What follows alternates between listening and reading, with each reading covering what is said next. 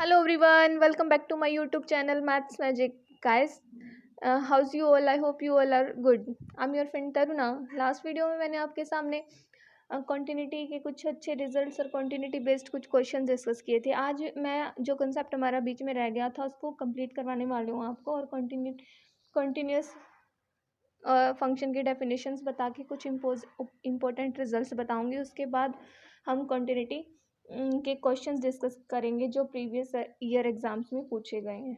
तो continuous function मैंने आपको बताया था। किसी फंक्शन को कॉन्टिन्यूस फंक्शन मैं कब कहती हूँ? A function continuous, a real function is said to be a continuous function if it is a continuous at every point of its domain।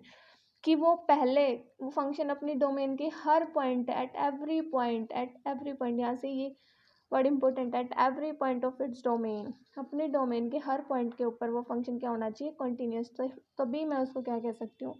Function is continuous. मैं अब आपको कुछ ऐसे एग्जांपल्स बताऊंगी जो फंक्शंस इज ऑलवेज कंटिन्यूस, जो function हमेशा continuous होते हैं। देखिए वो कौन कौन से फंक्शंस आते हैं।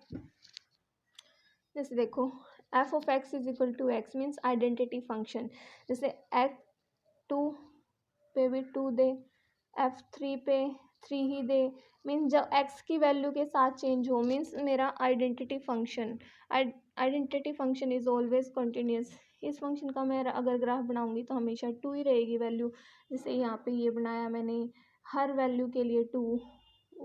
जब y की वैल्यू मैं चेंज करूँगी, 1 के लिए भी 2 रहेगा, 3 के लिए भी, 4 के लिए, इस टाइप से चलता रहेगा। तो नो ग्राफ के अंदर कोई भी ब्रेक नहीं है। इसकी वजह से क्या कह दूँगी? F of x is equal to x, जो कि एक आइडेंटिटी फंक्शन है मेरा, वो ऑलवेज कंटिन्यूस फंक्शन होगा। ठीक है, आगे है next, f of x is equal to c means constant function. जो कॉन्स्टेंट फंक्शन है वो भी मेरा हमेशा क्या होता है?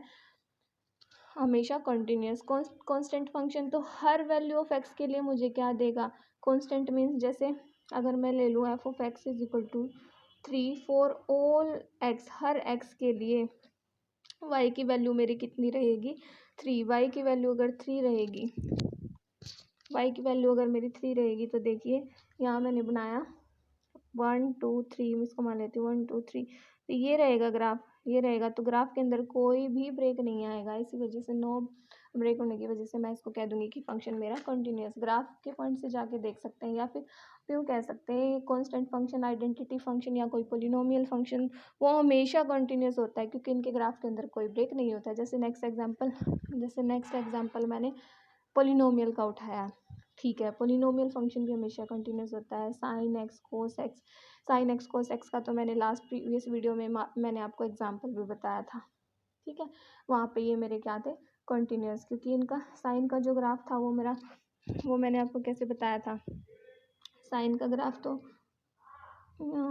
यहाँ पाई, यहाँ 2 पाई, यहाँ 0, यहाँ माइनस पाई। तो कैसे बना था साइन का ग्राफ? इस ग्राफ के अंदर कोई ब्रेक नहीं था।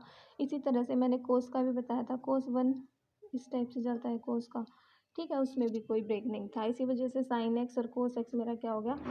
Always continuous. F of x is equal to a की पावर एक्स या एक्सपोनेंशियल फंक्शन, ये दोनों भी मेरे हमेशा क्या होते हैं? कंटिन्यूस। और कोई एग्जांपल्स अगर आपको पता है तो आप मेरे को कमेंट में बता सकते हैं। ठीक है, अब है f of x is equal to sine hyperbolic cos hyperbolic, ये फंक्शन भी मेरे हमेशा क्या होते हैं? कंटिन्यूस। नेक्स्ट लास्ट है mod x, x plus mod x, x minus mod x, x into mod x, ये हमेशा अपने डोमेन के अंदर क्या होंगे? कंटिन्यूस। अगर कोई और डोमेन से बाहर का कोई पॉइंट दे दे तो हम नहीं बता सकते। ठीक है जैसे एक्स मैंने 2 लिया, एक्स डोमेन है इसकी, एक्स माइनस 2 के लिए भी 2 देगा, एक्स प्लस 2 के लिए भी 2 ही देगा। ठीक है, तो लेफ्ट और राइट दोनों इक्वल हो जाएंगे, हर पॉइंट के लिए वैल्यू मेरी 2 देगा। तो इस वजह से मैं क्या कह दूंगी? Mod of x is always continuous in its domain. इसी तरह से अगर मैं आपको बताऊं f of x is equal to 1/x, मैंने एक एग्जाम्पल उठाया है। अगर एक्स इज इक्वल टू 0 पे मैं चेक करूं, 0 पे चेक करूं तो 0 पे फंक्शन मेरा डिफाइंड ही नहीं होगा। ठीक है, तो 0 को छोड़ के ये हर पॉइंट के लिए मेरा क्या होगा? अगर x नॉन जीरो है ना, तो x नॉन जीरो के बाद हर पॉइंट के लिए फंक्शन डिफाइन होगा। जैसे अगर मैं x इज इक्वल टू 1 के लिए चेक करूँ तो f of 1 is equal to 1/1 ही देगा फंक्शन, तो फंक्शन डिफाइन है, इसका मतलब मैं कह दूँगी फंक्शन कंटिन्यूअस है। तो इस फंक्शन का ग्राफ ऐसे बनता है। फिर ग्राफ के अंदर ब्रेक है, ब्रेक होने के बाद भी ये फंक्शन क्या है, कंटिन्यूअस, जब x नॉन जीरो है तभी, otherwise it is not continuous, क्योंकि x इक्वल टू जीरो पे तो ये डिफाइंड ही नहीं है। ठीक है। हाँ जी, नेक्स्ट एग्जांपल है f of x is equal to 1 plus x और when x less than zero और 1 minus x when x greater than zero. अब देखिए यहाँ पे देखिए, अगर मैं ग्राफ बनाऊँ 1 प्लस एक्स का, तो यहाँ से x 1 प्लस एक्स अगर ज़ीरो रखती हूँ, 1 plus x is equal to zero, तो x इज इक्वल टू -1, तो ये वाली लाइन हो जाएगी।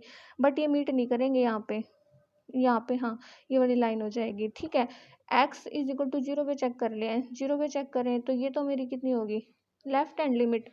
ठीक है, लेफ्ट हैंड के लिए फंक्शन हो गया, और ग्रेटर देन राइट हैंड के लिए क्या हो जाएगा, ये 1 minus x is equal to zero रखूँगी तो x यहाँ से 1 देगा। ठीक है, तो ये वाली लाइन होगी। बट ये ग्राफ यहाँ मीट नहीं करेंगे, मीट नहीं करने की वजह से मतलब ग्राफ के अंदर ब्रेक तो है कि पहले इधर से स्टार्ट हुआ फिर इधर से मीट हो। ठीक है, 1 पे हो जाएंगे मीट जब x is equal to zero रखूँगी तभी। ठीक है, x is equal to zero के ऊपर ब्रेक है यहाँ पे, बट लेफ्ट हैंड लिमिट और राइट हैंड लिमिट क्या है, इक्वल है एट एफ ऑफ ए के at x is equal to a, so function is continuous. ठीक है, हाँ जी।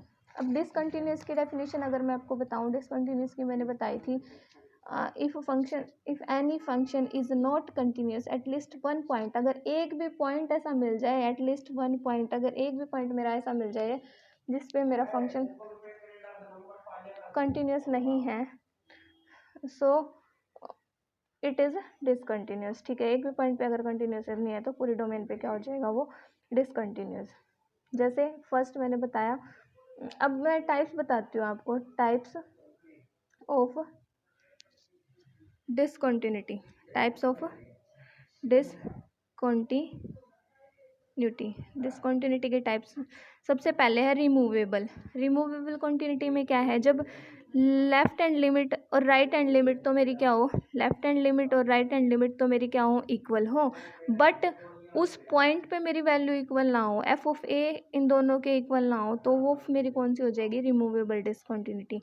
ठीक है, अब सेकेंड टाइप है मेरी, जब लेफ्ट और राइट ही इक्वल ना हो, लेफ्ट हैंड लिमिट ही राइट हैंड लिमिट के इक्वल ना हो, तो हम उसे कौन सी कहेंगे, फर्स्ट काइंड की डिसकंटिन्यूटी। ठीक है, हाँ जी।